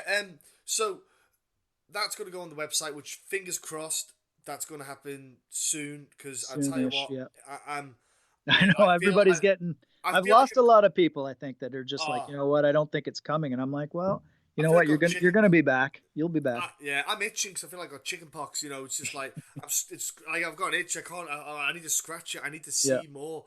Obviously, you and I talking off air, and that's what gets me. I'm like, I can't even say the stuff we talk about off air, but people, it. Trust me, you've got to tune in. It's going to be amazing stuff. Yeah. Oh, mate, honestly, it's agony, but at the same time, that is why I have you on here, because I'm here to not just speak to you so that you and I can talk, but so people can hear it and support this as well. And I'll always support it, mate, and I have done for years, and I've got you, 100%. And like, even like with the Ian McCall, he said anything you need, and I'm the same. Anything you need, I'm happy to help and promote as much as I can. Because look, I'll be honest, Ali, bring it on. Want to sue me? Go ahead, knock yourself out, son. I don't care. Bring it on. But look, I'm here, and I'm always going to support you, Mike. And I can't wait for this all to come out. Yeah. It's just fantastic, honestly, mate. Everything you do is worth it. But Mike, obviously you've not got the site there, so people can't go on the site yet. Yeah, you can go look at the archives at Yeah. realfightstories.com. You can click on all the old stuff that I've put out there. Most of it is, and when I say inaccurate, I just mean like some of the timelines and stuff are inaccurate. Right. And some of his claims about, what they called him and everything else. Yeah.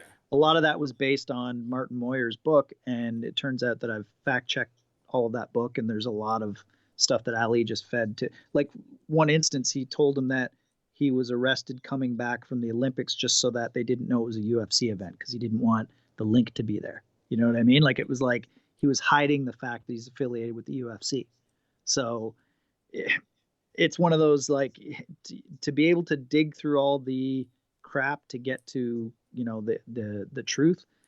That's the one thing about all the time that I've put in. I'm doing that so nobody else is going to have to go through it all in the end. So yeah, I was almost hoping that he would sue me too, because when you get to depositions, he would have to tell the truth on every question that I asked him, because the onus is on the person doing the suing.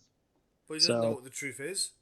No, I think that's where we're at this point. Is he's gotten to the point now where he doesn't know what the truth is because he's lied so much. And I told you, like, keeping straight what year he fake competed in the Olympics in, has been hard enough for him. So Hmm. all of these other stories, I can't even believe he remembers some of the names of some of the girls that he dated and stuff, because there was a string of them. So I've talked to ex-wives, I've talked to girlfriends, I've talked to law enforcement, I've talked to coaches, I've talked to quite a few people who knew him better than I've been able to put together prior. I think I have a more, kind of a broader picture of who he is and what he's like and his inclinations now. So, it's been like, it reminds me of, like, if you've watched like True Detective or anything like that. Yeah. It's been like a psychological profile. I'm trying to use all of the means available to my disposal, and I think that's the one thing I think about the podcast is it's everything you've got in your mind, what you think it's going to be like, it's not, because nobody's done anything I think like this in MMA. So it's going to be a serial investigative, break it down, here's all the facts, here are all the different witness accounts, and make up your mind. Yeah, I can't wait. And people, you can jump on Twitter to follow Mike. It's Once Mike I'm Russell unbanned, MMA. once I'm unbanned, yeah. Yeah, once on bad, yeah, you can jump on Mike Russell MMA. So I'm sure try to reduce the amount of waves of abuse and just try to look at everything with an open mind. That is the Yeah. key. I always say to people, have an Yeah. open mind about everything in life, and it will help you succeed. And that's what we should be doing here. I've got an open mind. Mike says something to me, and like I said to you, you gave me loads of information. I went into a rabbit hole. Oh my gosh! And I got, wow, that went far, and I've not even touched scratched the surface. But a lot of stuff that you've said, from what I've seen, it all starts to. I go, man, Makes he's not. sense. Yeah, it starts to tie in. I'm like, man, there's a lot of stuff that he said there that, from what I looked at independently, starts linking, so I can back it up. But people, you can shout abuse, you can put comments down below on the YouTube channel, whatever you want, but this man's doing the right thing. Mike, obviously I'll let you get going to your family. We talked for quite a while, Only off about air four as well. hours, man. Yep, 4 hours. and it's not. I'll be honest with you, mate. It's felt like nothing, and I could I talk for know. another 4 hours with you. Honestly, it's such a it's a great pleasure to talk to you, and I suppose, mate, I imagine for you as well, being able to just get some of that out there as well, rather than having it to yourself. Yeah. It kind of Well, and helps as that's the well. thing. It'll whet the appetites of some people. Everybody Yeah. keeps saying that I'm just like teasing lies and everything else. And, oh, you can't wait to.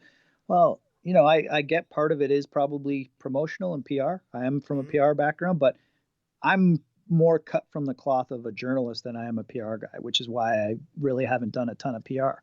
I've done a little bit, but it's like I would rather do this than I would PR. But Yeah. it's one of those things that, whatever's going to pay my bills is going to decide what I'm going to do. So if I have to, keep cleaning and doing, odd jobs here and there on top of my other jobs, and, so be it. My kids are fed, and, nobody will ever be able to accuse me of being a deadbeat dad because I take care of my kids.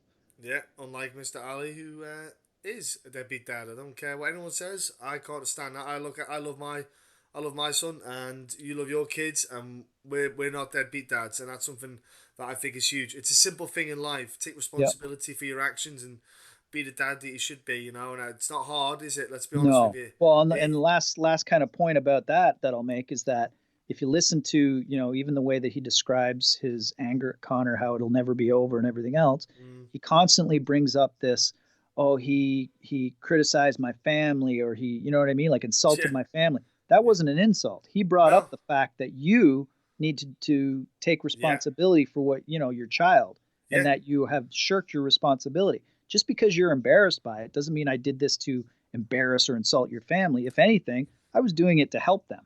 So, yes, he loves to make himself the victim, and like they say, that's yeah. with He was trying to narcissists, twist it. psychopaths, Yeah, sociopaths, the dark triad of traits.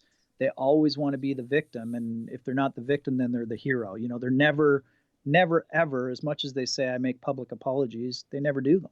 There's never been a no, public apology by Ali. no. So I really don't think he's going to change now and start making public apologies, but Yeah. there's a lot that he should have to answer for. And, he can't just keep saying, oh, yeah, I'm going to talk about it. I'm going to talk about it. He never does. He says he's going to No. talk about it when the lawsuits come out. Well, let's see these lawsuits, because I Which can't wait are, to yeah, hear. non-existent lawsuits. And the other thing was the PFL thing when he took nowhere there. I'm not being funny. If I was meeting my dad for the first time for umpteen years, well, if Ali had half a brain cell, he would have took him somewhere quiet and Yep. spoke to him like a dad But for it was all for hours. show. It was all PR, and Yep. that really emphasizes the kind of individual he is. And if for anyone who's managed by him, of course you're going to defend him because you're too narrow-minded to look, and you've got to look after you're looking after yourselves. You want enough money in your bank account. I agree. The fight game doesn't pay enough, so they're trying to get what they can. But if you had any sense of moral justice inside of you, you'd see that the kind of individual he was from doing something like that. And you even had Kayla Harrison trying to to support him as well. And that was, I thought, don't start, don't, Don't. don't, Yeah. don't just. Kayla's got her own stuff in her closet, so she probably shouldn't start to stand for him. So Yeah. Oh, she just when she started to defend it, I went, don't talk, And then yeah. look at that, who she's managed by. Surprise, Yep. surprise, Ali. And look Yep. what the PFL wanted to do. Set up in a 155 division just so she can go in and win it for £1 million. Well, of course she's That's going to that's stand it. up for a man that's getting, whatever it is, 3 million. He says she's going to make from that tournament. It's basically Yeah. they've just written her a check. They just because there is no other girls who are 155 pounds that are decent. The 155 pound division in the women's MMA is obsolete. It's so small and narrow. It's only like two or three girls.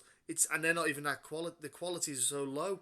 It's ridiculous. Honestly, I'd be surprised if they could find 8 girls at 155 who are even remotely any decent. That irks me again. They Yeah. did it all, and that's all Ali. That's nothing to do with PFL. That's Nope. all Ali. Yep. And I might even try to put a bit of a push on PFL myself. Dropping messages to them, see what happens, because I'm not scared of Ali at all. There's nothing No. about him that's scary people. He's a human being that just uses his mouth. His bark is worse than his bite. Well, and like Um, the part that people don't realize, as much as he tries to intimidate people, what's he going to do to you? yeah, you can't. If he assaults people, Yeah, here's the thing: just because and, he got away with it with Melky Kawa and that other manager that he yeah, assaulted, guess what? It doesn't always happen that way. And no, part of his parole and part of his release was that he abide by all the laws of the United States. which he And hasn't. no, he hasn't. Yeah, So there are a lot of laws. Like he even while he was with the NYPD, there's sources saying that he broke laws.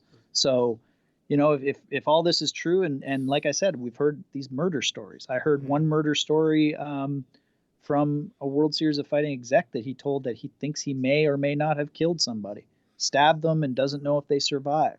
You don't tell your boss that no, unless you're trying to impress them, or who knows what the reason would be.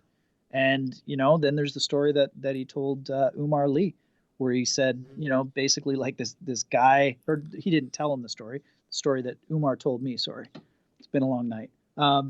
Where he said that this guy died mysteriously, and Ali said it was these evil genies that did it. It's like, that begs a little bit of a question. Like, has that yeah, ever been investigated? Has there ever been anybody look into what really happened? So, yeah. if the FBI are looking into everything as closely as I think they are, then there might be some stuff shake out. That's the other question people have is, well, maybe he's working for the FBI, which is why he's been almost untouchable. I don't think so. I think because they cut Mm. ties with him because of distrust. Why would they bring somebody back that they didn't trust? And he Unless can't there leave. was And he can't leave the US either, so he can't come and no, get you, folks. That's the other thing. If you live outside the US, he can't get you. And yeah, he tries to use the excuse that he doesn't go to these other stuff because he wants to stay with his family. But if you look, folks, every weekend he's at an event yeah, with the except for the fighters. ones out of the U.S. And Yeah, like I said, it's right in the one of the World Series of Fighting lawsuits. It says that Ali told executives he cannot leave because he will not get back into he will not yeah. get back into the United States. So So again, more layers, more they mentioned the layers. Beautiful. terrorist organization and everything in these court documents too. That he, Wow. was involved with domestic terrorist group and that was targeting American citizens, and it's all out there. But people just choose to ignore it because they think it's one person that's got a grudge that's making everything up because that's the convenient excuse for it.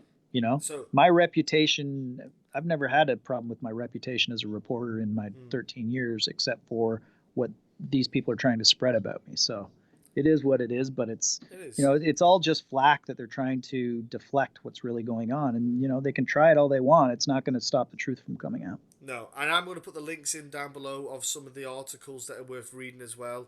That obviously kind of help tie in a lot of stuff as well from that link Ali, so to help everyone else at home. So I do implore everyone to spend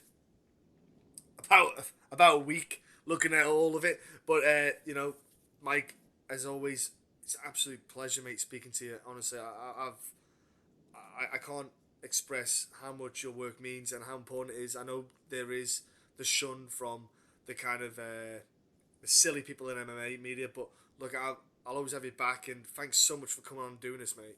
Awesome, man. I appreciate it. It's great to have guys like you that actually, want to make a difference in the sport, because it's a rarity, I think, these days. Everybody says they do behind the scenes. I get a lot of messages, and like I said, I get it with some people that just have to deal with some of the people that I'm dealing with. But Yeah. I mean, there are a lot more people, I think, that just kind of turn a blind eye to stuff like this and Kadyrov and everything else just because it might cause them problems.